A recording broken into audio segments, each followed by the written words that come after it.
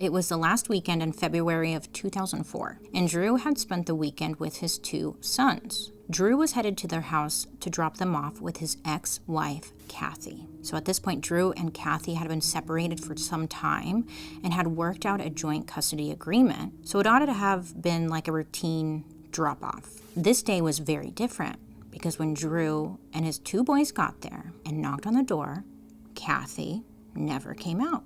It was very strange. Drew and his kids stuck around for a little bit, thinking Kathy might come back from the store or something like that. But that never happened either.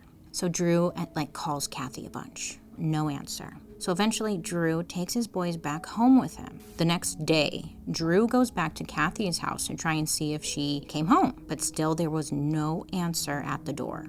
One of the neighbors offered a key. So they get inside, and much to their surprise and probably horror, Kathy was found face down in her own bedroom's bathtub with blood running down the tiles of the shower walls that looked to be from a gash in her head. After a 2-month investigation, Kathy's death was ruled an accident. The theory was that she had taken a bath, she must have gotten up, slipped, smacked her head, and then knocked herself unconscious, landing her face down in the water. And from there, it was a simple drowning.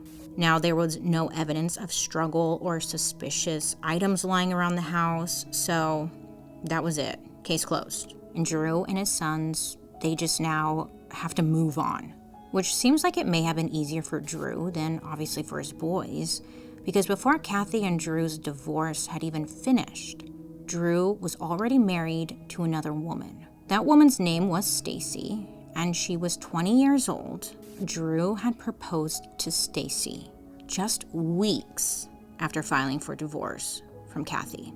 I mean, he had moved on, so quick. Now let's jump to 2007. And at this point, I guess they had been married for 4 years. And apparently the marriage was a little fiery, it was said. Stacy was rumored to have told her friends that she was thinking of leaving him, but she never got the chance, because on October 29th, 2007, 3.5 years after his last wife was found dead, Stacy was now reported missing.